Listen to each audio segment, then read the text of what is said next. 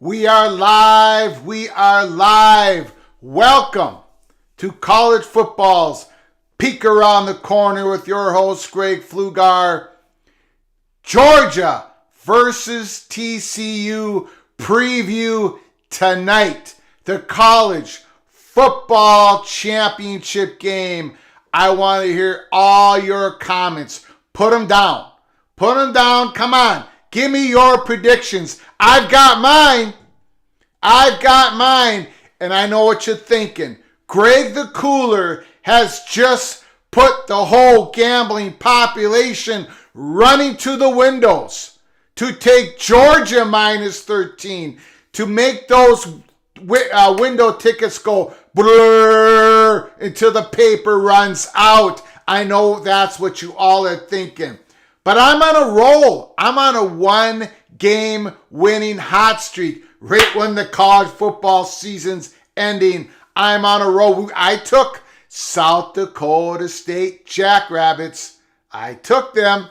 I said it in the last live show. I was asked numerous of times, this is it. South Dakota State was finally going to win the FCS championship, and they did. Congratulations to South Dakota State. They finally defeated North Dakota State Bison. And we're going to talk more about the Missouri Valley Football Conference. We're going to talk more about what their commissioner said in an interview just about 3 days ago. I put the length of that interview in the description box below the video. So after the show, take a listen to it. Now you might say, Greg, come on.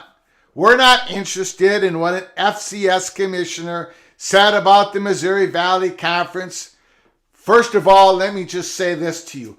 We cover everything in college football because we love everything in college football. Nobody has our bandwidth. No one covers everything the way we do here at Peek Around the Corner.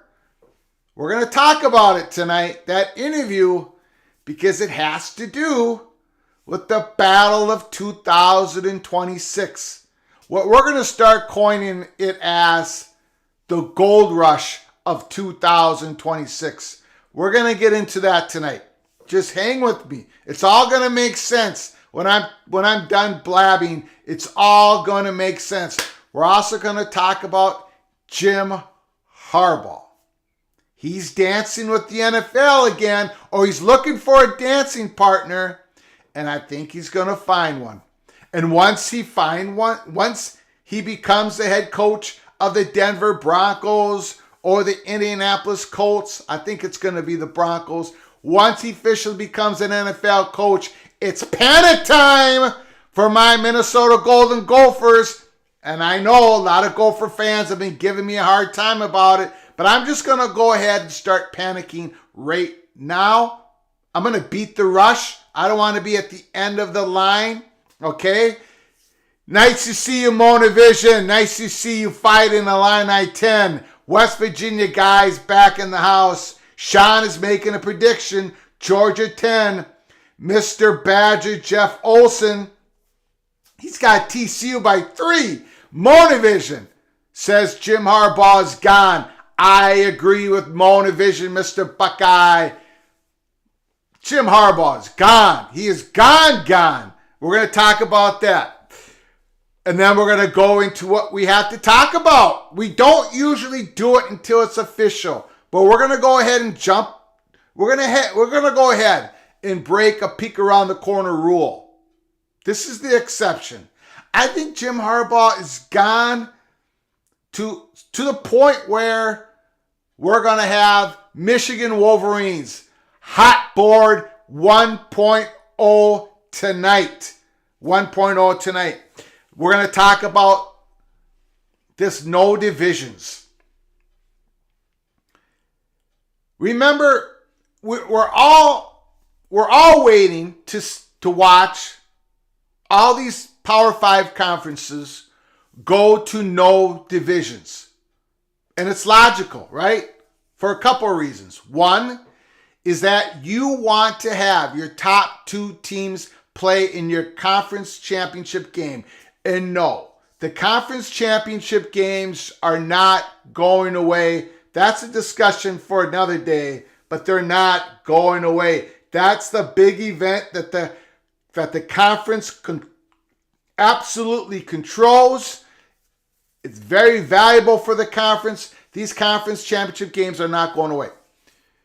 Having said that, we know that the Big Ten was still planning to go to no divisions. We know that the ACC is planning on going to no divisions. We know that the Pac-12 basically went to no divisions this year and will have it structurally with its no divisions next year. Same with the Big 12 has been no divisions for a while. Okay. Still, the chalk is that the Big Ten is going to no divisions. But we've heard reports that the Pac-12 may step back and rethink about it. Do they want to still go to no divisions? Remember, they want to get a media deal done. They want to expand. They're going to try to expand. I think they will expand to a couple of schools. So now they're thinking maybe we don't go to no divisions. And the Big Ten, we know that they're still kicking around. It looks like they're going to go to no divisions for 2024. It's still the heavy chalk. They're going to go to no divisions. But again, they haven't made that ultimate decision to go to no divisions. And the question is why? Why is that? I've got a couple of ideas on why that is. And then we're going to talk about the ASUN and the WAC. 2 FCS conferences planning on merging, right? They're going to merge for the 2024 season, and then their goal is to become the 11th FBS conference in the year 2026. Why are they trying to do that? Because of the gold rush. The gold rush, the battle of 2026. And what did the Missouri Valley Conference Commissioner, Patty Vavrito, say about that about 3 days ago? We're going to get into that. We're going to get into all of your comments, all of your predictions. First, let me go through my monologue. for all those stories and more. Then I'm going to get to your comments. So bear with me, hang with me. Smash that like button if you like our content. Share the video with your family and friends. And please subscribe to our ever-growing channel. If you want to donate to the channel to help us keep the lights on here at Peek Around the Corner, go hit that $ with the chat and I'll get to your comment as soon as possible, even if you're ripping on your host, Greg the Cooler. But let's get to the first story. Georgia, TCU. I've got TCU plus 13. Now, I know there are Horned Frogs that come in the chat room almost every show. And they're probably pulling their hair out right now saying, no, Greg, don't do this to us. Don't ruin our chances. I think TCU is a lock, even without their great running back, Kendra Miller. And let me tell you why. Nothing against Georgia. I've been with Georgia the whole year. I had them going undefeated. I had them being the number one ranked. I had at the start of the season Alabama winning it all. But I had Georgia in the playoffs. I love Georgia. They're a great team, and I think they're going to win the national championship for the second year in a row tomorrow night. And I think Georgia should be the number one ranked team going into next year, even with the new quarterback. But I think this game sets up beautifully for the back door cover. TCU, they're going to be down like 17 points, couple minutes left to go, and they're going to get it done. They're going to cover with a backdoor cover. Look at that Georgia's defense for the last couple games, giving up over 1,000 yards total. That secondary, I know the Buckeyes wide receiver room, the Buckeyes wide receivers are great. CJ Stroud had a magical night, but still there was some breakdown in coverage in that Bulldogs secondary. I think Max Duggan, I think he's going to do the same. I think TCU is going to be able to score. And Georgia's not going to do the stupid thing and gamble, and blitz on Max Duggan. I think they're going to hang back. I think they're going to go more in basic coverage. They're not going to blitz. TCU's drives, I think, are going to be longer. Take up more time. TCU led the country. What was the stat? In the most explosive plays, I think over 20 yards. And what did Michigan do? They blitzed, gambled all night long. If you were with us here at Peek Around the Corner and you were watching us at the watch party, you saw it. We talked about it pregame, during the first quarter, during the second quarter. We were pulling our hair out. Why was Jim Harbaugh taking that defense and gambling against Max Duggan? I don't think Georgia's going to gamble as much. I think there's going to be longer drives. I still think a lot of them are going to be successful for Max Duggan.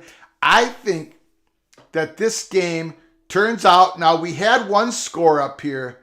We had Georgia 38-28 for Sean.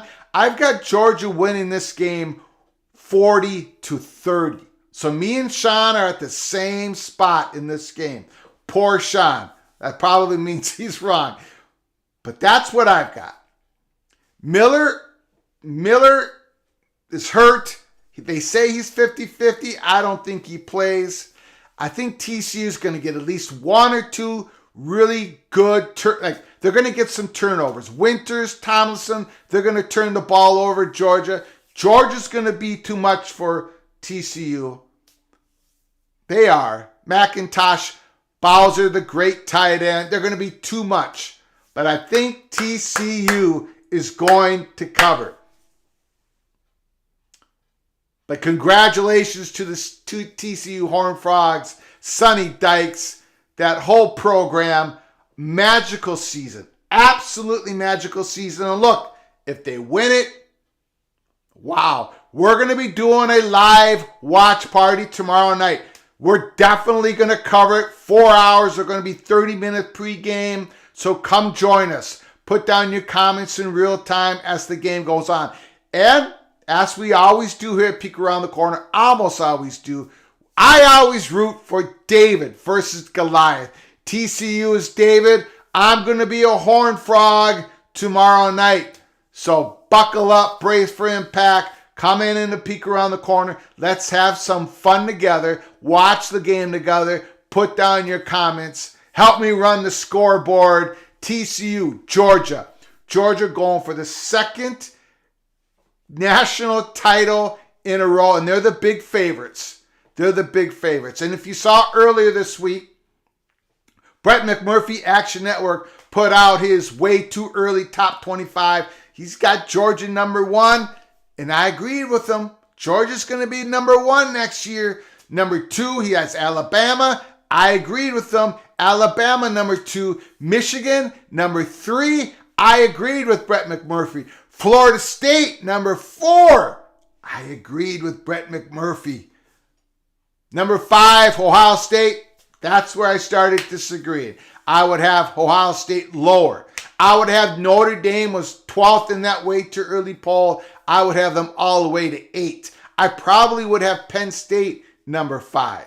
But anyways, you can check that episode out. We can talk about it tonight or more tomorrow. Way too early top 25. I'll be coming out with my own way too early top 25 in about the end of February, I believe, or in the middle of February. Before we get on to Jim Harbaugh, and again, be patient with me. I got a pretty long monologue, a lot of stories brewing up. Before I get to Jim Harbaugh, I just want to tell my condolences, my thoughts to my cousins. Frances Pflugar, my aunt, passed away this morning. I put it on Twitter at age 94. She was married to my father's brother, George Pflugar, who passed away in 2018 at age 92.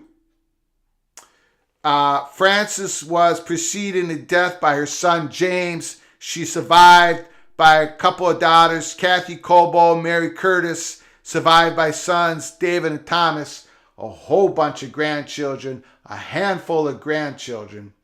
Frances Pflugar passed away. This show is dedicated to my aunt, Frances Pflugar. One interesting note, well, she loved to go to the lake cabin with George. The Pflugars liked to be by water. She also was a great dancer. Her and George would dance, same as my father and my mother, Gerard and Maxine. Frances Pflugar was the niece of Joseph McCarthy, the senator of Wisconsin, the infamous senator of Wisconsin back in the 50s. Joseph McCarthy, the senator of Wisconsin, got married in his late 40s. I think he got married in the early 50s and passed in the late 50s. Now, I think he died like when he was 48 years old, Senator Joseph McCarthy. Frances Pflugar still always kept the invitation of that wedding because she was of age, 18, 20, 21 years old when she went to the wedding. So she always kept that invitation. She was blood relative to the lady who married Joseph McCarthy. Just an interesting note. Frances Pflugar, beautiful lady, elegant lady, all class. The next time we see you again, Frances Pflugar, it will be forever. All right. Jim Harbaugh. Jim Harbaugh. We've been talking about this. We talked about this on the last live show. We talked about it on the previous live show. You remember what we said here at Peek Around the Corner. If he doesn't say right off the bat that he's not going to the NFL, then he wants to go to the NFL, and he never said he did. In that comment that he said when he put out there for Michigan fans, for the Michigan program, you remember what Jim Harbaugh said, and I'm paraphrasing, none of us knows what the future holds, right? Come on. He knows if he gets an offer for an NFL job, he's gone. And now it's been reported today that Jim Harbaugh has an interview early next week, which is probably tomorrow. This stuff goes lightning quick, especially nowadays. Jim Harbaugh needs a quick decision. When he had that talk with the Denver, first of all, he's very close to the Rosenberg. He's very close to the Broncos leadership. Let's put it that way. Like friends, close friends. When Jim Harbaugh had these discussions with the Denver Broncos, he said, yeah, I'm interested, but I'm only interested if you can move this along real quick, right? Because he doesn't want to, he is stringing Michigan out, but he doesn't want to string up Michigan like he did last year. He also doesn't want to Jim Harbaugh also doesn't want to be told no at the altar.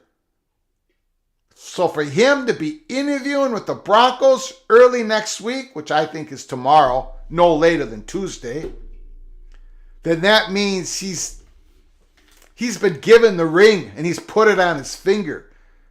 Jim Harbaugh, in my strongly held opinion, is going to be an NFL coach. I don't think this is about trying to get a bigger contract with Michigan. He just had a second very successful season at Michigan. Incredible season. Leave no doubt. 2 years in a row, Michigan won the Big Ten championship. Again, they lost in the playoffs. It was a great game. I think Jim Harbaugh happened to screw up totally on the defensive side of the ball, but an incredible season nonetheless. I think he's taken that job. And when he takes that job, when he takes that NFL job, we're going live immediately here at Peek Around the Corner. And it's panic time for my beloved Minnesota Golden Gophers. Because I'm going to tell you right now, for the hot board list 1.0, that we're just going to go ahead and say it tonight, Sharon Moore, the offensive coordinator, O-line coach, he's number 1 on the hot board list. Number 2 on the hot board list, we got Chris Kleiman, Kansas State head coach. Number 3 on the hot board list, PJ Fleck, Minnesota Golden Gophers. That's my 3. Put down your 3. Even though it's not official yet, put down your 3. And with this, which way would Michigan want to go? Would they want to go internal or external? If it's internal, it's more. If it's without a doubt, with a bullet. If it's external candidates, Kleiman and P.J. Fleck. I've had Michigan Wolverines fans tell me, Greg, you're a little bit off. You're a little bit off on this. There's going to be bigger names that Michigan goes for. Give me a big name that Michigan can get.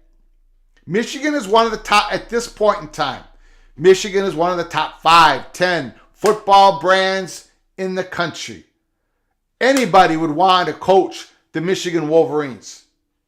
But at this point in the coaching carousel, give me a name, because every name I came up with, a big name, they're really locked in right now. They're locked in. Just throw out a name. I couldn't come up with them.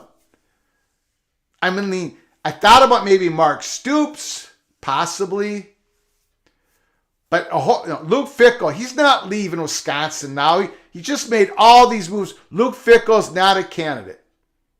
And each big name I came up with, it was like, no, they couldn't be a candidate now. So internal Moore, external Kleiman, Fleck. Don't think Matt Campbell would no longer be on that list. But maybe. Put down your list.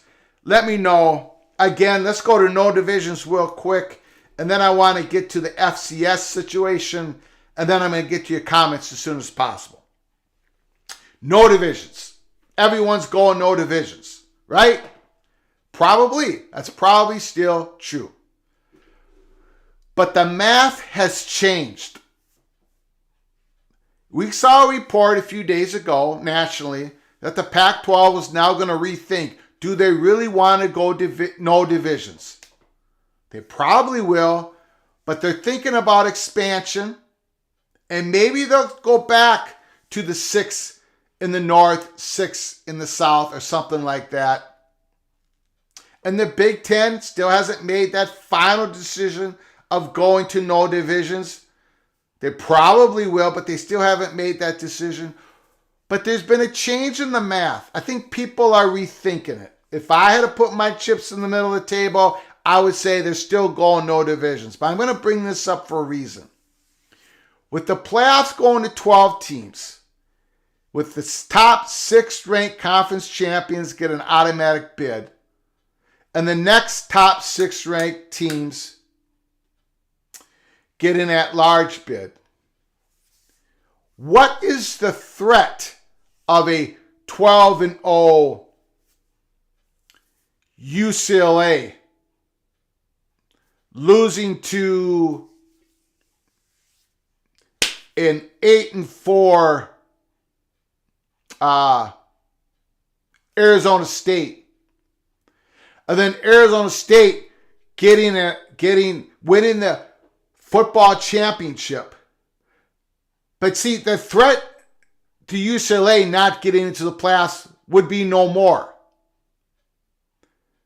right? Because UCLA would get one at large bids. With the playoffs expanding from 4 to 12, with the playoffs still having 6 at large bids, your 12-0, your 11-0 teams that are ranked in the top 4, 5, 6 in the country going into the conference championship games, they still have some protection. They're still probably going to get in to the playoffs. So the math has changed slightly. And then now people are thinking we're going to go possibly to 16 teams playoffs in 2026. I'm just putting that out there because there's a reason why these conferences still haven't completely bought in, or at least made it publicly known, that they're going no divisions without a doubt. Also, with the Pac-12 thinking about expansion, San Diego State and SMU, once they finally get this deal done, which we're going to talk about tonight, if they get it done, they will get it done, but man, what's it going to look like? Do they want to keep this regionality going? Do they want a North and a South? Do they want San Diego State and SMU to replace UCLA, USC? I'm just throwing that out there. Another reason why conferences want to go to no divisions, the number one reason was because they definitely wanted their top 2 teams in the conference championship game to help them secure a spot in the playoffs, is they want their teams to play each other more often. And you do that with no divisions. A lot easier than when you do it with divisions. But if conferences like the Big Ten are going to 10 conference games, possibly in the next few years, well then that issue sort of subsides a bit. So I'm just throwing that out there. Again, don't misrepresent what we're saying here at Peek Around the Corner. All these conferences going to no divisions is still the chalk, still the favorite. But some of them are rethinking this. They definitely are. Some tough decisions have to be made. Quickly, let's talk about the ASUN and WAC, and then I'm going to get to your comments. The ASUN and WAC. Schools just like Jacksonville State, Austin Peay, Eastern Kentucky, Northern Alabama, Stephen F. Austin, Abilene Christian, Utah Tech, Tarleton, Southern Utah, those FCS programs, they want to merge together. They just hired Oliver Luck. We all know who Oliver Luck is. The very successful former athletic director of the West Virginia Mountaineers, secured a spot for them in the Big 12. Did some other great work. Oliver Luck is a consultant, and their goal is to become a merged conference in FCS by the year 2024, and they become the 11th FBS conference in the country. We have 10 of them. We have 10 Power 5s, 10 G5s. They want to be the 11th one. The reason they want to be the 11th FBS conference is all about the battle of 2026, the big gold rush that's about to happen. We talked about this. We're going to continue to talk about this because this is what is spinning everything around. We don't know what the playoffs are going to look like in 2026 and beyond, but we do know a whole brink trucks, multiple brink trucks of cash is going to be coming, backing themselves up into the driveway of college football. A whole lot of cash is going to be flowing, and everybody wants a part of it. Everybody wants a part of this cash. The Power 5 programs, they're realigning themselves. The institutions are trying to better themselves in realignment. G5 is doing all they can to make nice with the Power 5 because they want to be in this expanded playoffs. They want that cash. And FCS programs want to bump themselves up into FBS because they want that cash. They want to be a part of it. They want their slice. So, walls are being built right now. G5 programs don't want any more G5 programs because for 2024, 2025, those G5 programs, each school, they're going to divide 20% of the playoff revenue, approximately 20% of the playoff distribution revenue amongst themselves. 80% of the distribution of that money coming in for 2024, 2025 is going to be distributed among the Power 5 programs. Okay? So hang with me. G5 don't want any more don't want any more slices of the pie of their 20% for 2024. G5 doesn't want Conference USA, Mountain West, the MAC, the Sun Belt. Who am I missing? The American Athletic Conference, the AAC, those 5 G5 conferences, they don't want a 6 G5. They don't want a 6 conference. They don't want those schools to split up their cash for the new playoff for 2025. And they definitely don't want it for 2026. Okay? But that's what Oliver Luck, that's what he's trying to do for those universities I just named off in the ASUN and the WAC. So what does the Missouri Valley Football Conference Commissioner Patty Verito say? The Missouri Valley Football Conference has schools just like South Dakota State, who just won the national championship today, North Dakota State, who had won 10 of the previous 12 national champions, North Dakota, Youngstown State, Northern Iowa, Southern Illinois, Illinois State, Missouri State, South Dakota, Indiana State, Western Illinois. The Missouri Valley Football Conference is the SEC times 3 on steroids in the FCS. What did Patty Verito say about the possibility of ASUN and the WAC forming as the 11th FBS conference in 2026? This was her word. This is how she described it. She said, the commissioner of the Missouri Valley Football Conference said, absurd.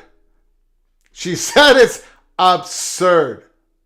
And she said if they were to get into the FBS, then we're going in to the FBS. I'm bringing this all up as just another example of the battle of 2026, which is the gold rush of 2026. So if you think that realignment is over, if you think it's settled down at all, just imagine the amount of money for the previous in this playoff contract, and then I'm going to get to your comments. I'm going to get to your comments. After this last comment, I got to say, in the current playoff format, these G5 conferences and Power 5 conference, they share about $470 million per year for 3 games. What do you think the amount of money is going to be for 11 playoff games and for 2024 and 2025? And what do you think it's going to be in 2026 when those contracts are open, are sitting there for open bidding among all media companies? It's going to be gigantic. And everybody wants to be mining gold. They want to make sure they're in position so they can grab that gold. That's the gold rush. And what scares me a little bit is the person who was interviewing the Mountain Valley Football Conference commissioner said something like, yeah, it's kind of ridiculous that the WAC and the ASUN would want to go to the FBS and be part of the bowl games when they're not going to be that valuable and they don't want to be part of the FCS playoffs. Well, because the money is in the FBS playoffs. The G5 schools are going to make way more money just in their basic distribution of the new expanded playoffs than they will for any media deal those G5 conferences get. So some people still don't understand the gold rush that's happening, the battle of 2026. Okay, we're going to get to your comments. I am done yapping away. Let's get to it. All right, here we go. Monovision says Georgia, big. Monovision saying that because I got TCU plus 13. And I'm Greg the Cooler, so Monovision definitely believes Georgia's going to win more than 13 points. Ted says Georgia 42, TCU 27. Monovision says Georgia 45, TCU 24. I've got 40-30 Georgia. West Virginia guy, Pac-12 TV deal is not looking good. Holy smokes.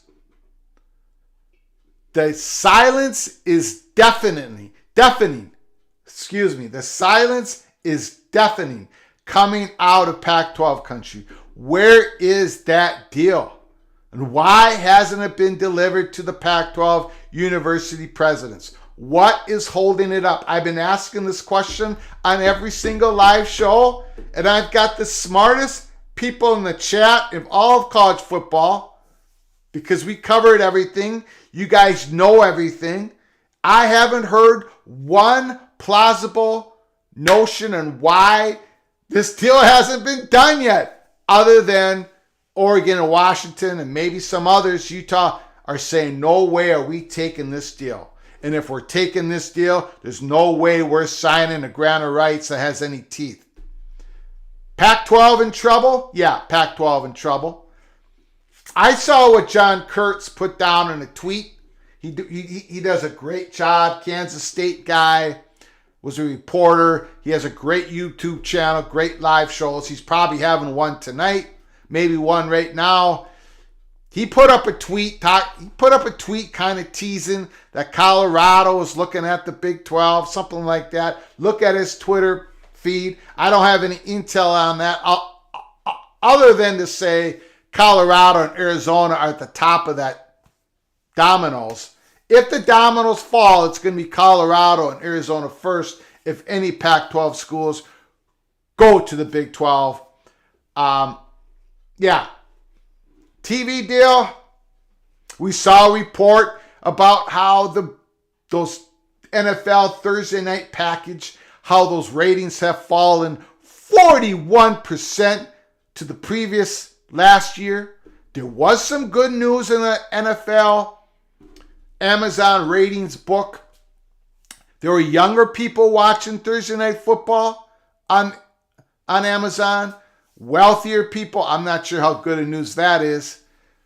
I'm not sure if that demographics is sustainable, younger and wealthier. So there's some good news, but overall the audience shrank 41% on Amazon. Pac-12 cannot afford an audience shrinkage of 41% for their universities. Sean says 38-28. Jeff Olson, 37-34 TCU. Jeff Olson, the only person in the chat who thinks TCU is predicting TCU to win. As of now, Monavision says Jim Harbaugh is gone. I believe that. I believe he's gone. And when he is, I've already started to panic. As a Gopher fan. I don't see any other Gopher fan panicking. I'm going to go ahead. I have started to panic.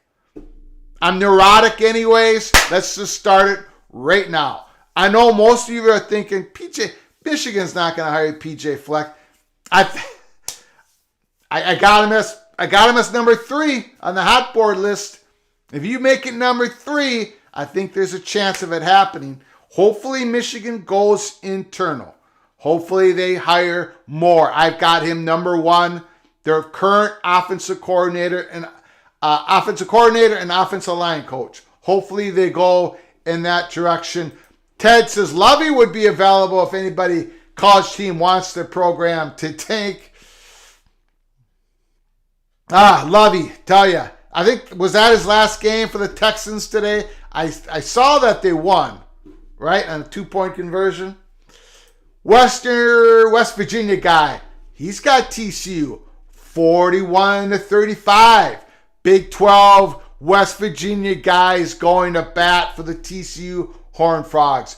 Monavision, Michigan will promote from within, low 3-year contract. Let's hope that's correct. That's what I got. Sharon Moore, he's number 1 on the board. He's got to be number 1 on the board. Right?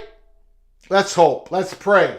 Let's pray he's number 1 on the board and Michigan doesn't even think to go external. Monavision, thoughts on Indiana asking Louisville to let them out of the 3-game out-of-conference series? I don't know anything about this. I'm going to have to look that up. Something like that would interest me. What are the years of that? What are the years of those 3-game out-of-conference? I tell you, something like that would interest me. I got to dig on that, Monavision. Thanks for letting me know. The reason why boy, that one is... The reason why I'm interested in that is, did that just come out, or has that been in the works? I'm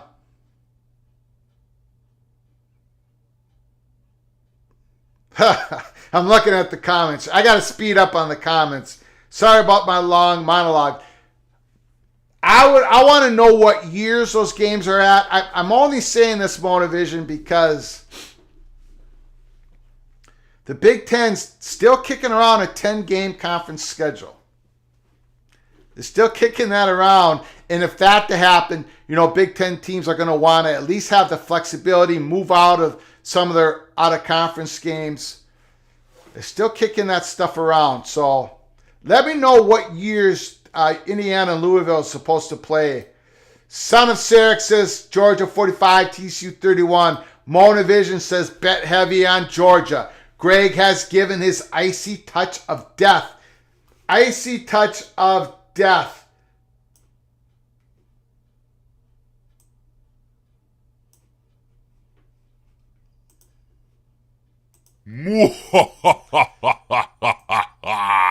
Georgia 43, TCU 20, says Gary. West Virginia guy. TCU is the future of the Big 12 Conference after Texas and Oklahoma leave the Big 12. They might be TCU. Now, it probably helps the other Big 12 schools. The other Big 12 schools are probably saying, ooh, thank goodness we got Houston. Thank goodness we hooked Houston into the Big 12 along with Cincinnati, Central Florida, and BYU, because Houston may be able to, divvy up some of those Texas recruits along with Baylor that maybe TCU can't get. But yeah, TCU is going to be very strong in the years ahead. I agree with you, West Virginia. Monovision, TCU had a Cinderella season, but that coach is starting to look like a pumpkin. Ohio State becomes the team who came the closest to knocking off the undefeated national champion, Georgia. Congratulations. Congratulations to the Buckeyes for being the closest team. Okay. West Virginia guy. I predict West Virginia will upset Penn State opening next season. Holy smokes.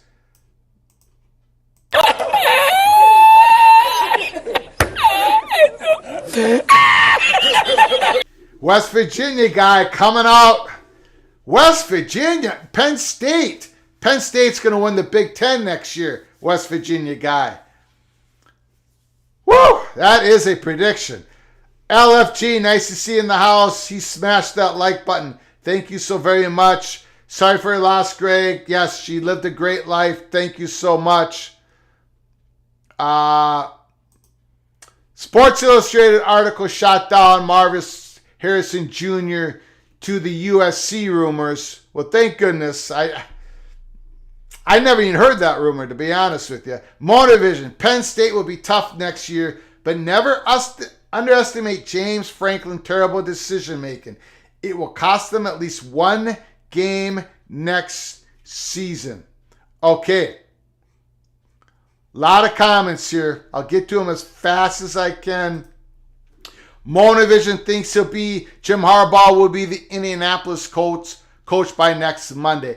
I'm going to put my chips in with Denver, but I think he's an NFL coach in the next 7 to 10 days. And I see Terry Nord and some other people's comments about I should be on medication because I think PJ Fleck will be on the hot board list for Michigan. I want to get to that question. I want to get to that comment as soon as I possibly can, but I take the comments in order unless someone donates then to the show. Then I'll jump your comment in front. Ted, the Fighting Illini. I think Harbaugh wants NFL, but he's in a win-win. He either gets a job there or he gets another hefty raise in Ann Arbor. True, but I really don't think this is about negotiating, bumping up Michigan's contract with Michigan. Jim Harbaugh really wants to go to the NFL. It's his dream to win the Super Bowl. You gotta remember, everybody, college football, being a head coach is tougher than ever. Think about everything you have to do. Not only recruiting, but you have to recruit your own guys constantly because of NIL, because of the transfer portal rules. It's crazy. It's absolutely crazy. And hopefully, as we talked about a peek around the corner, college football can put some guardrails around what's going on right now. Not make it so much like the wild, wild west. Try to eliminate that tampering as much as you can. Jim Harbaugh wants to get back in the NFL. He would have been the Minnesota Vikings head coach this year if Minnesota would have offered him a job. There are teams going to be offering Jim Harbaugh. Someone's going to offer him. He's going to take something. I think he's gone in the next 7 to 10 days. Sean says, I think Jim is going to Denver. Monovision, I think Denver wants Peyton, but not sure if he wants them. Good point. The Rams job could come open too, and he'd be a good fit there. No question about it. Tony, instead of investigating commies in Hollywood, the ghost of Joe McCarthy should be looking at the tampering in Madison. Absolutely. Absolutely. Monovision, the value of draft picks now makes it hard to see anybody giving up for their coach. West Virginia guy, coming out with his own hot board for Michigan. Number 1, Neil Brown.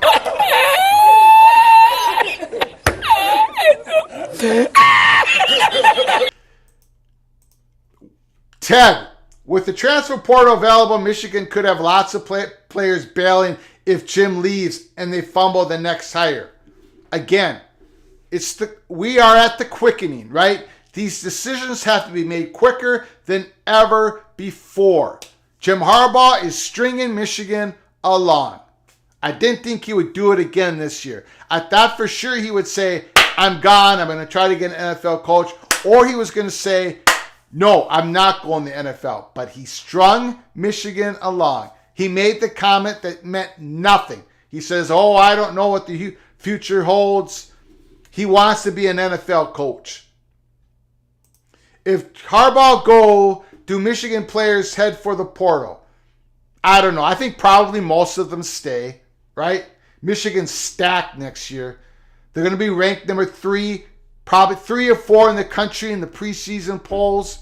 Michigan's ready to go. I just happen to think it's Penn State's time to win it all in the Big Ten. But Michigan is stacked, ready for another run. J.J. McCarthy's back. They're ready to go. Their defense is back, definitely back. Monovision, I still like Minter as a dark horse replacement. No way. No way are they putting Minter as the head coach for Michigan after that performance against the TCU Horned Frogs. Gary, does Big Ten know for sure the conference will be 16 teams for the 2024-2025 season? Yeah, I think they do. I think they're 95, 98% sure that for 2024, it's going to be a 16-team season, 16-team conference. And again, getting back to that, maybe we shouldn't go to the no divisions. Again, we've said this before. Even Jim Harbaugh had made comments about it a few years ago. The old Michigan State athletic director, Mike something another, he talked about it. Eventually, when the Big Ten goes to 20 schools, SEC goes to 20 schools, they're going to be going to 4 pods of 5 schools each. They're going to be having a conference semifinal and a championship game.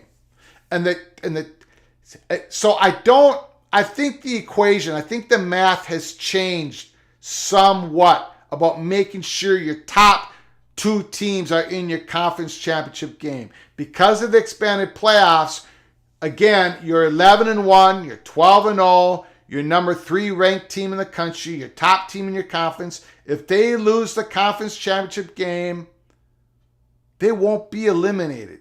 They'll be in the new expanded playoffs.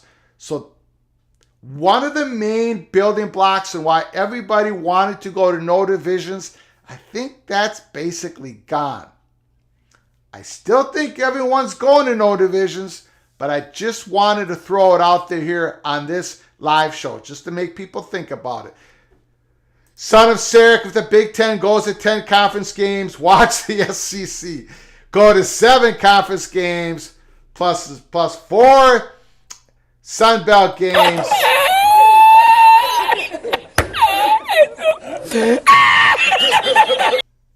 Tony, Big Ten won't go to 10 games until after the SEC goes to 9. Probably true. I have said that before. Don't think Big Ten goes to 10 until SEC goes to 9. I just happen to think SEC's going to 9. They're getting paid huge bucks. In that new deal with ESPN, where ESPN is taking the Tier 1 SEC football games, where it's going from CBS, that 3:30 Eastern time, that slot, going to ESPN. SEC's getting paid huge stacks of cash. And remember,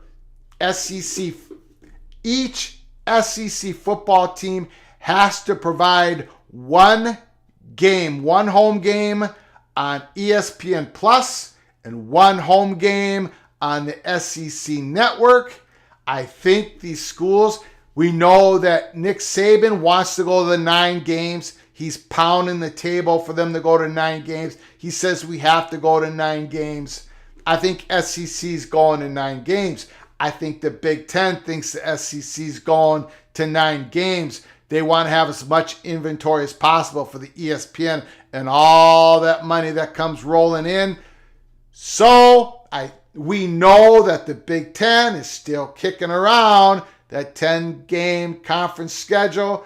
It's in the coach's contracts. It's in PJ Fleck's new contract. He's got a part of his incentive clause in his new contract he just signed has 10 conference games with Big Ten, and part of the incentive clause has 9 conference games written into his contract. So the Big Ten is still kicking around 10 conference games. Sean, the ASUN and WAC pushing to join the FBS is going to push the P5 to try to separate in 2026, in my opinion.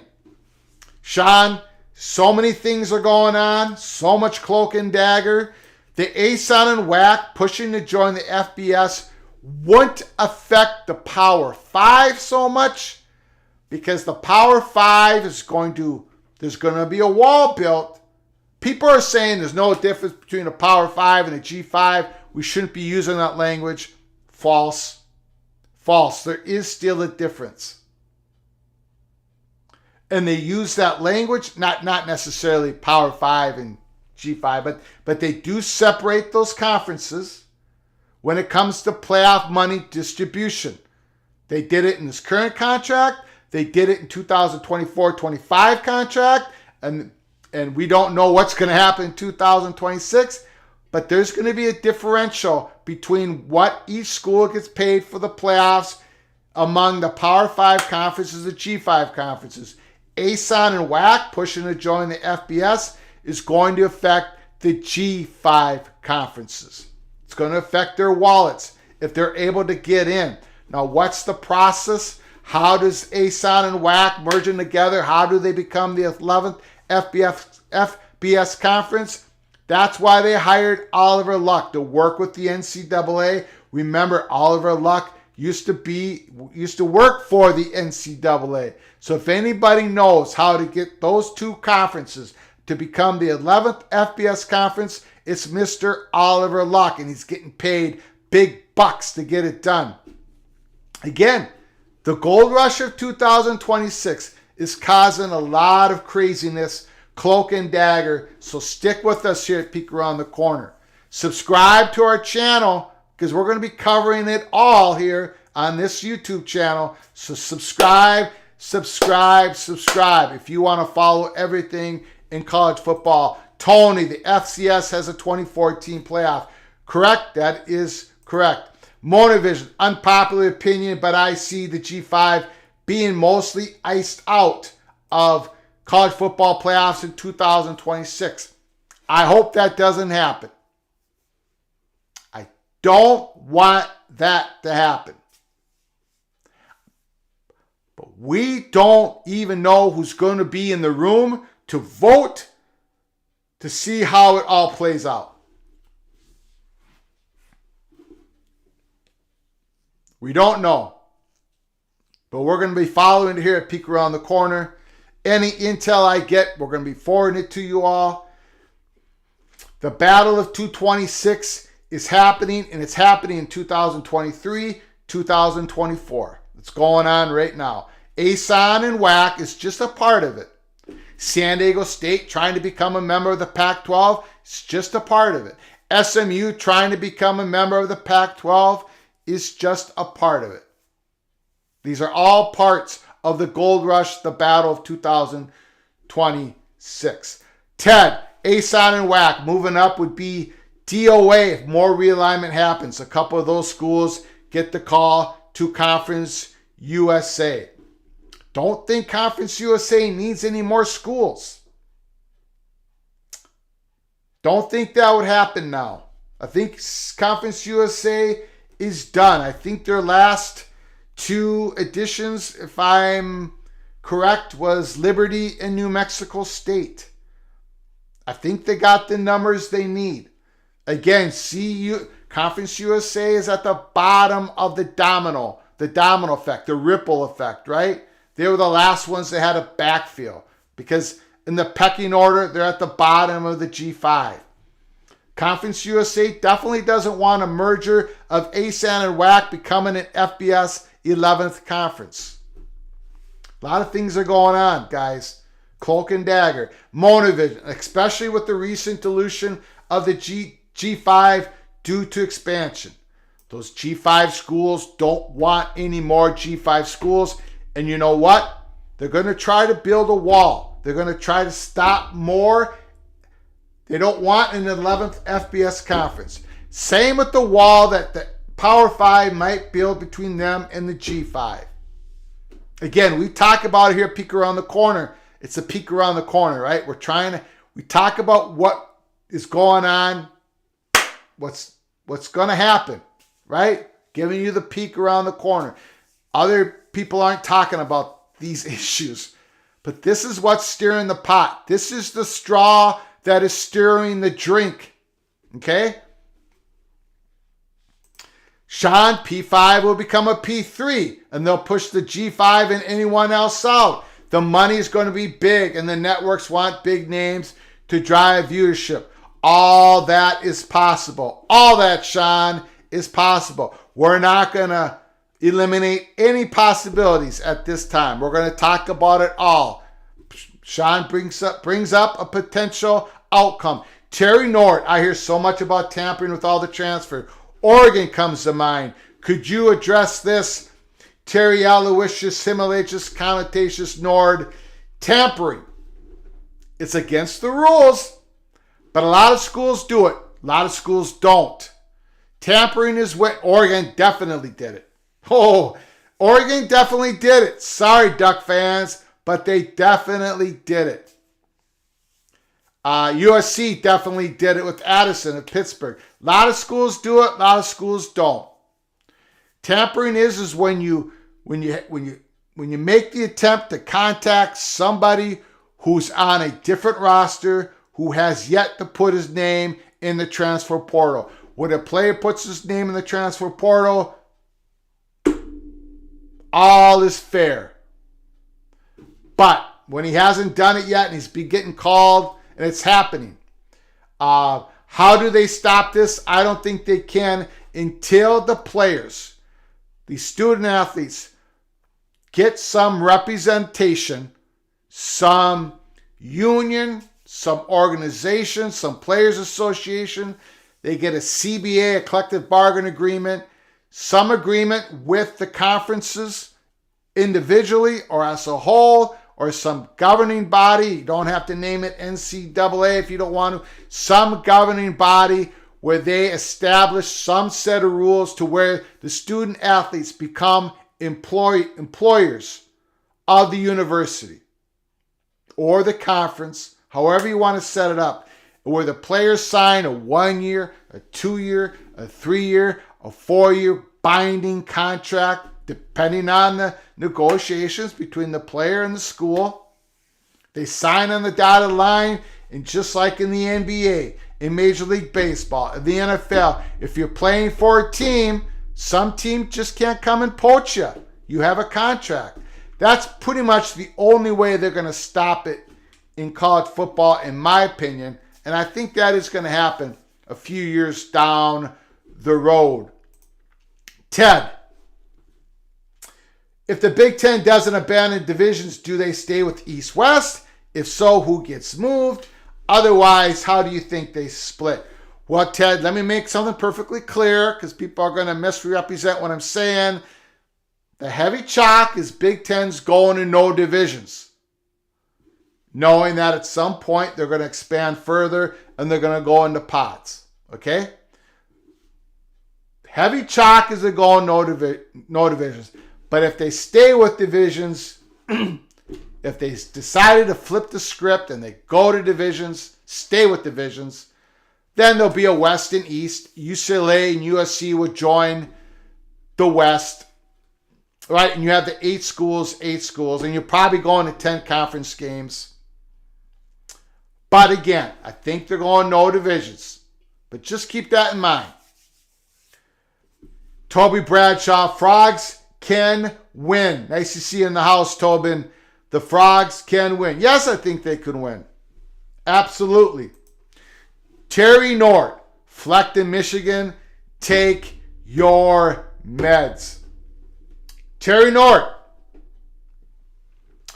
And anybody else out there? What big name is available to Michigan? What true big name this late in the coaching carousel is available to Michigan? I would say hardly any at all. Really, I do. Every time I come up with a name, it just doesn't work. Lane Kiffin just signed a massive deal, a new deal. Every name I come up with. I think the number one guy I got on the board is Sharon Moore, the offensive coordinator, offensive line coach of Michigan. He's number one on my hot board. Number two is Chris Kleiman, Kansas State. I think he's number two. And number three is PJ Fleck, who coached at Western Michigan, who recruits awfully well in the state of Michigan, even though he's the head coach of Minnesota. Michigan likes to go by the rules. They just got infraction. They just got a letter from NCAA about some infractions. Violation 1, 2. Michigan doesn't like that at all. They want a guy who's straight-laced. They don't want a coach who bends the rules at Michigan. University of Michigan's a different place. Just like, University of Wisconsin, University of Minnesota, they consider themselves straight-laced. PJ Fleck, for all of his antics, he is by-the-book type of guy. He runs a very tight ship. Michigan would be very attracted to PJ Fleck. My strongly held opinion. That's why PJ Fleck is number 3 on Michigan's hot board list. But number 1, definitely Mr. Moore. No doubt about it.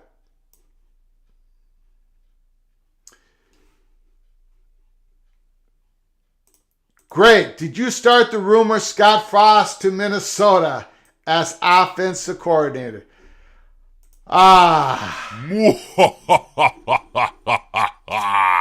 It sounds like Minnesota Golden Gophers are going to have co-offensive coordinators. Sounds like they're promoting Matt Simon, the current wide receiver coach, and Greg Harbaugh, who's a young guy who he's on the fast track. Got a lot of talent. Greg Harbaugh, Matt Simon, going to be co-offensive coordinators. Matt Simon's going to be doing the play calling. Harbaugh's going to be the quarterback coach.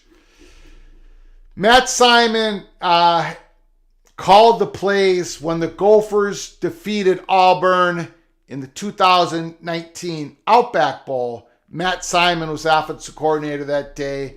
Minnesota looked great. They beat Auburn. So he's done it a couple times before. It does not look like Minnesota Golden Gophers are going external for the offensive coordinator. Sounds like they're hiring within.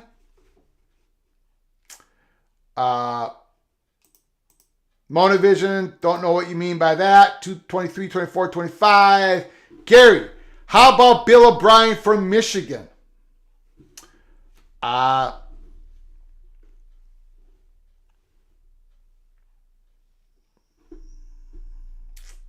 Maybe. I wouldn't have him ahead of Chris Kleiman and PJ Fleck.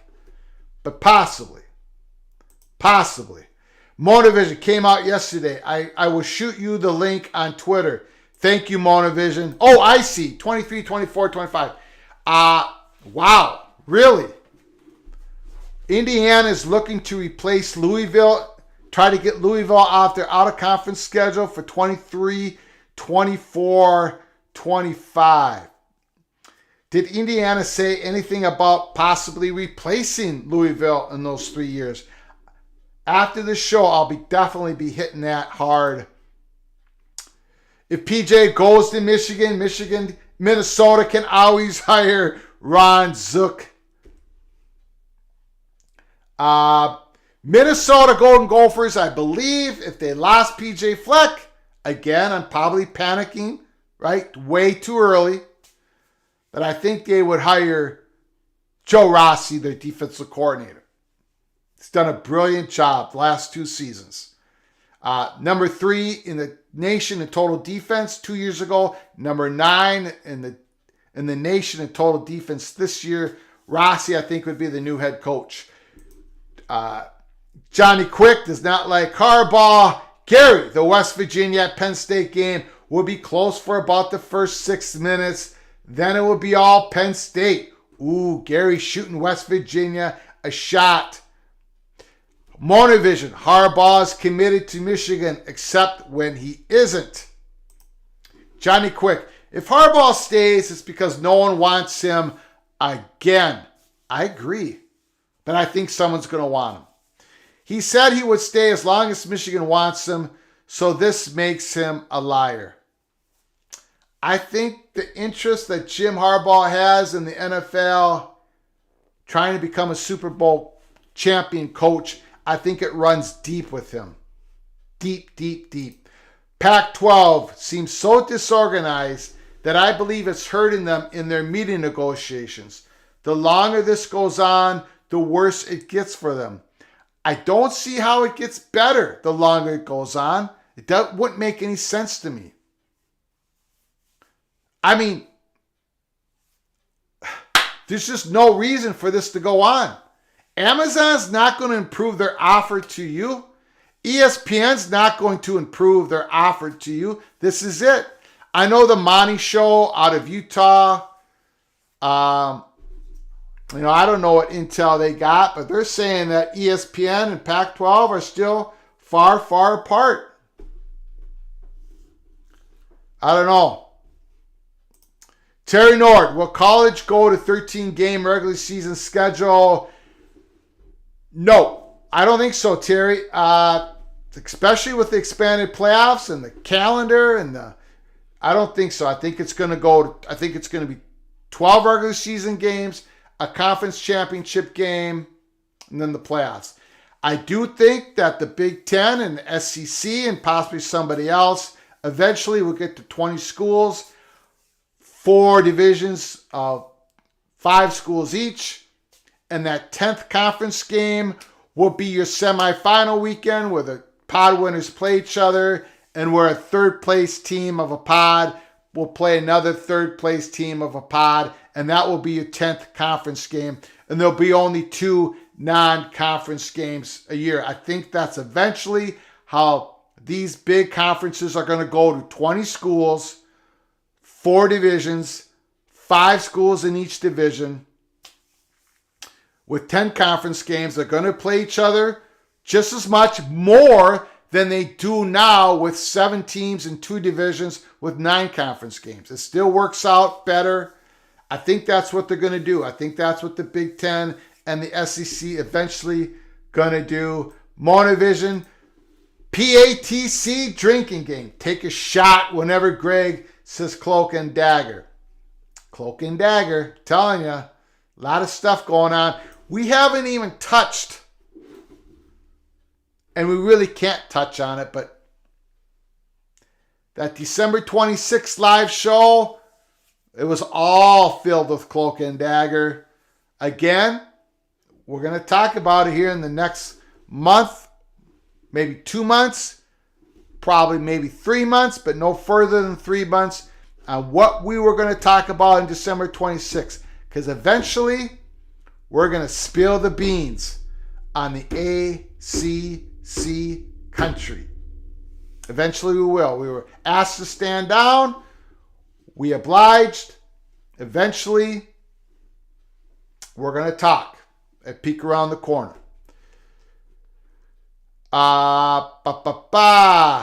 Curtis, nice to see you in the house, sir. The ACC and the Pac will both be gone. The 8-9 schools need to dissolve the ACC are in place.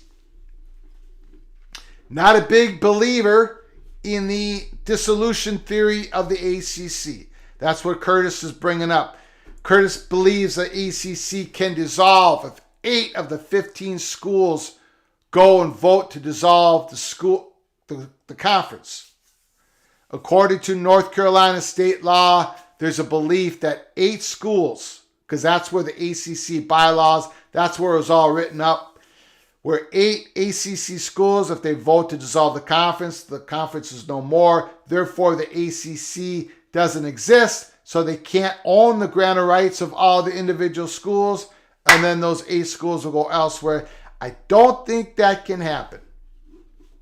One of the reasons, and I can't really touch upon it too much tonight, because it's part of this other story we're going to talk about, is the ACC schools have to be careful with collusion.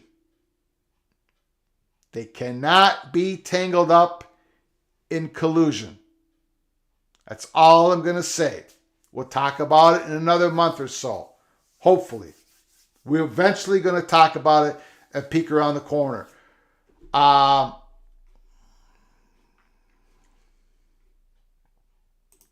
Curtis, Big Ten, SEC will go to 24, and Notre Dame ultimately knows they'll be forced to join the Big Ten. The first 3 rounds of the college football playoffs will be the highest seed school stadium. This rewards success. A lot of people agree with you, Curtis. The home field model leaves Notre Dame out. A lot of people agree with you. Monovision says, what about Garrett Riley from Michigan? I think if they go external, they're going to go for a head coach of a Power 5 program. For the job at Michigan, if they go internal, I think Moore's the guy. I think they're willing, because they know him, they trust him, he's done a great job. But to go outside this late of the coaching carousel to grab Garrett Riley, risky. I would not completely eliminate Garrett Riley, though. He's going to get a head coaching job real soon, like 2024.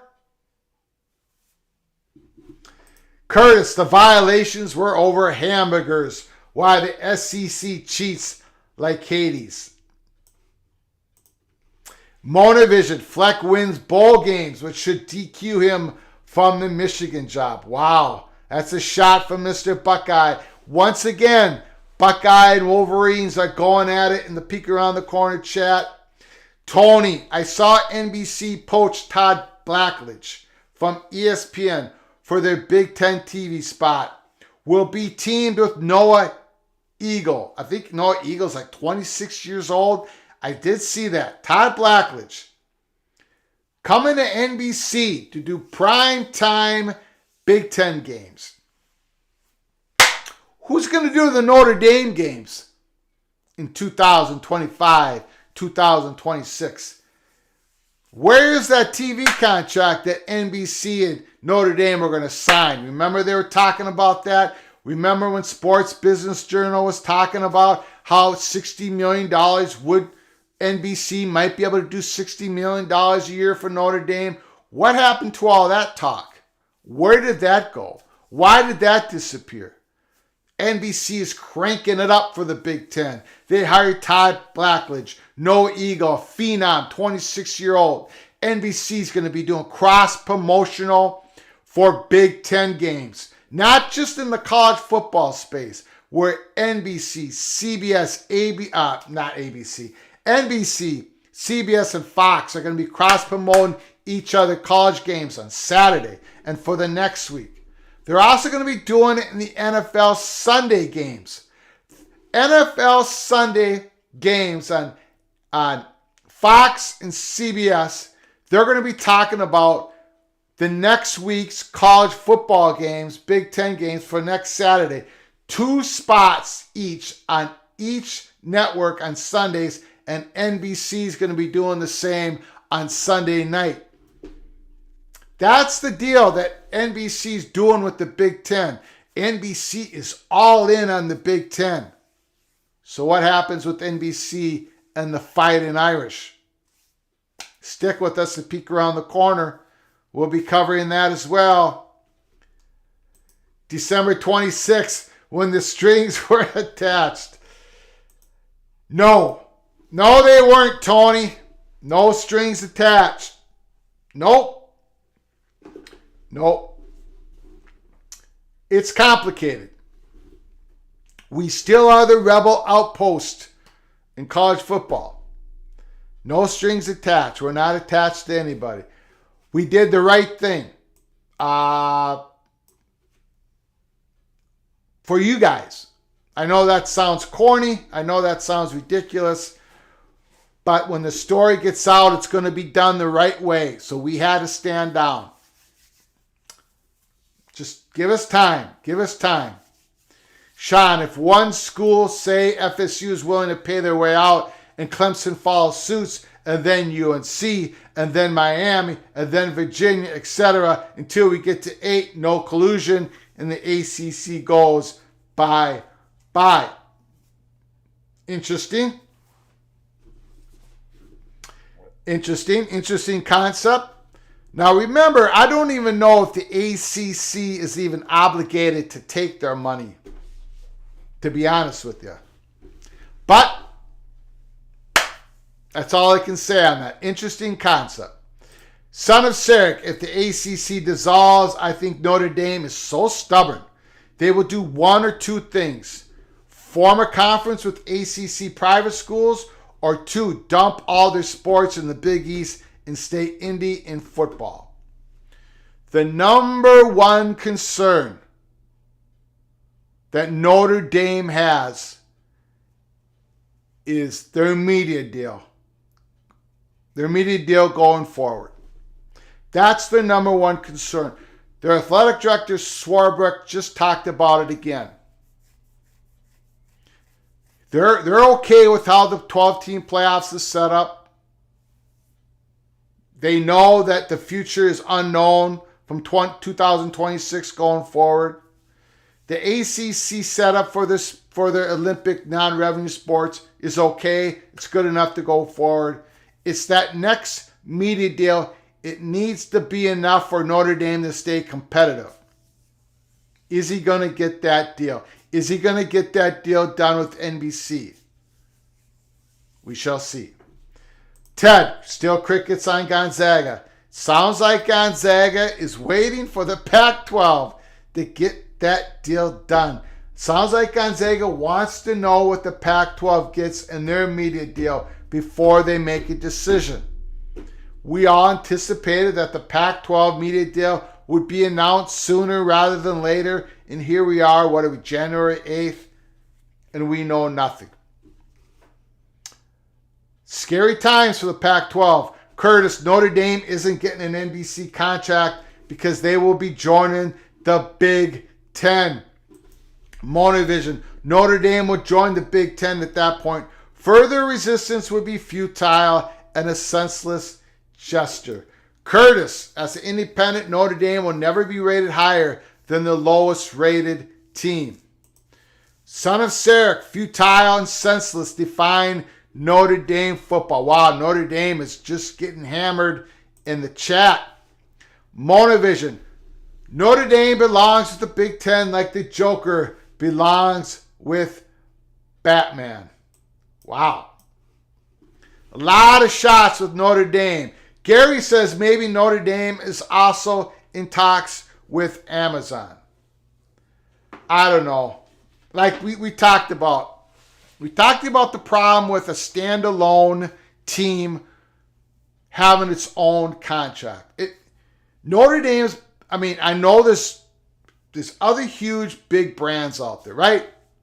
People talked about USC possibly them when they're, people are going, well, USC can't stay in the Pac-12. Maybe they can't go to the Big Ten because it's too far away. Maybe they'll go independent and have an independent contract. I'm telling you, it's tough. It's so difficult because you do not have the depth.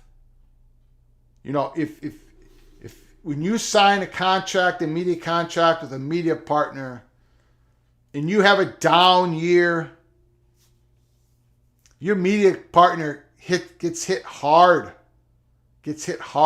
Because, in the Big Ten schedule and the SC schedule and the ACC schedule, you as a media company make your money. You make you huge dollars with your advertisers paying you huge money during the Tier 1 games, the big games of the season. That's where you make your money.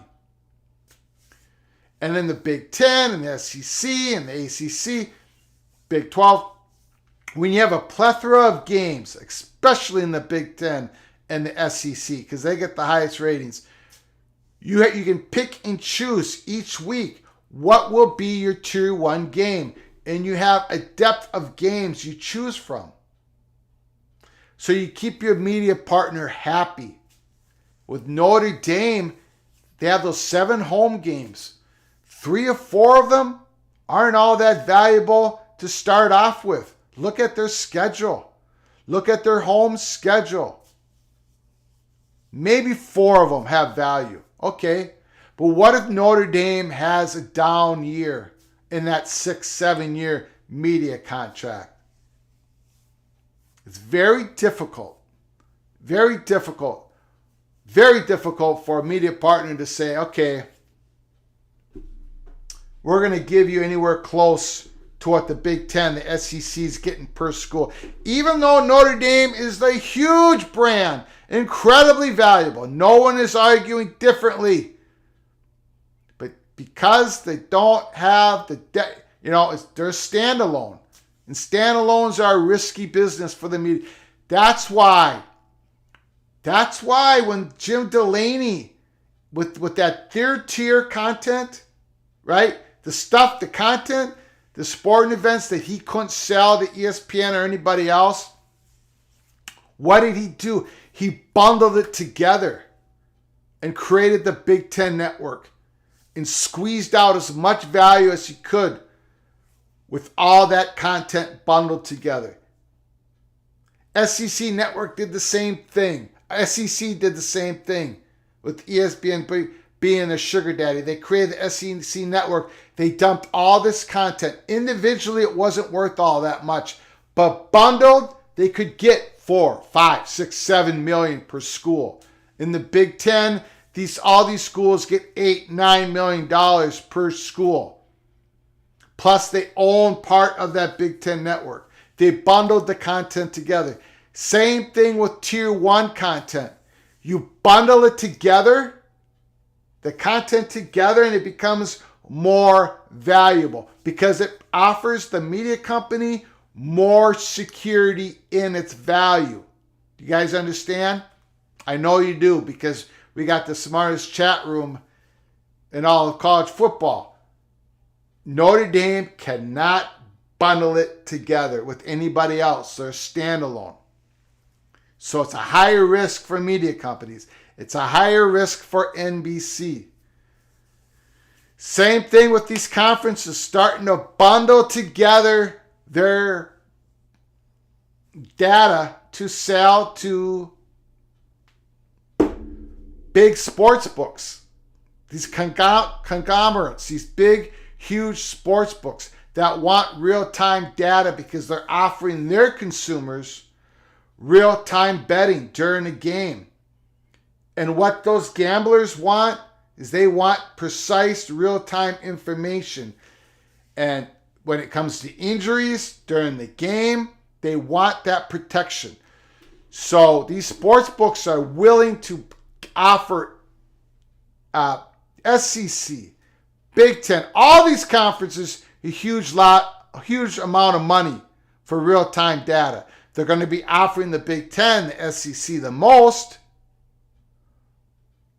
So all this data collected, bundled together, is more valuable for the schools in the Big Ten, SEC. And Notre Dame, once again, won't be able to do that. A lot of things are going to be getting more and more difficult for Notre Dame to hang on to their football independent status. We've talked about this since the birth of this channel on August 10th. A lot of things going on. Again, lots of changes. Greg, you are pointing out why the Big Ten is working to add Florida State, Notre Dame, Oregon, and UW. Big brand home run. I don't know anything about Big Ten working on that.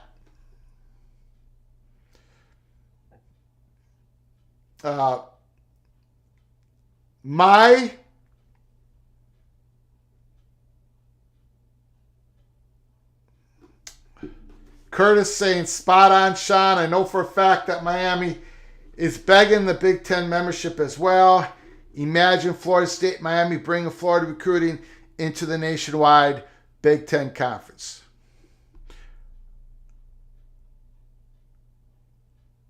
The only thing I will say on that is the story of December 26th that we're going to eventually talk about doesn't have the Big Ten in the story.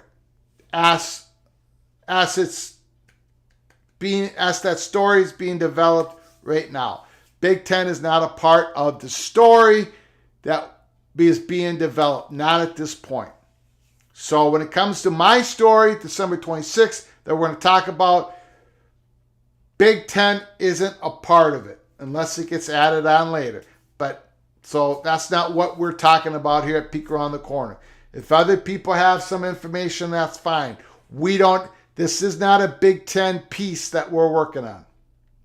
Although it could affect the Big Ten, but the story that we got isn't directly tied to the Big Ten.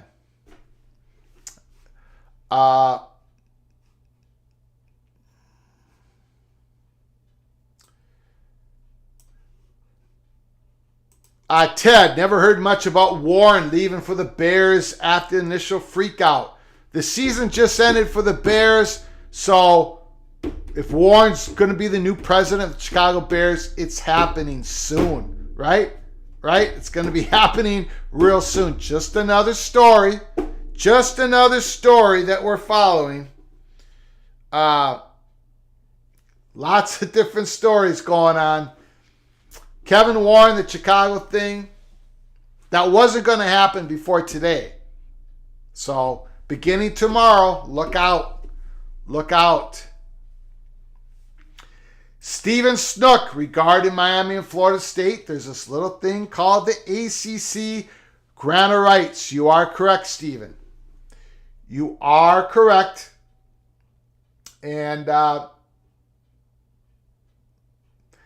I know you mean that little thing is a big thing. Well, again, we'll hit it. People who have been following us at Peek Around the Corner know that we are believers in the grant of rights. You can't just go and break them. You can't just pay your way out of them. You can't just dissolve the conference with 8 votes. That's what we hold firm belief. But there still is a story out there that we're going to talk about.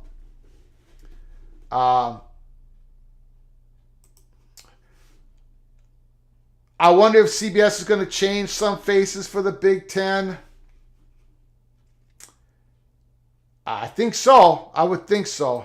Sean, so you're saying FSU's going to the SEC? I hear you, Greg. I hear you. Touch your nose or say your safe word. Not saying that either. Not saying that either. Our story doesn't touch upon SEC directly. So that's not our story that we're going to be talking about. It's not going to... I'm not going to say any more. We're just going to leave it as that. No-Division. I hope so, Tony. Not a fan of their broadcast team. So, tonight we talked about Jim Harbaugh. Jim Harbaugh. Taking an interview with the Denver Broncos early next week. I think he's NFL bound in 7 to 10 days. Georgia, TCU, the championship game, tomorrow night. We're going to be doing a live watch party. Come join us. Watch the game together here at Peek Around the Corner. We root for David versus Goliath, so I'm going to be rooting for the TCU Horned Frogs. You can be rooting for anybody, any result that you want. Come join us. Have fun.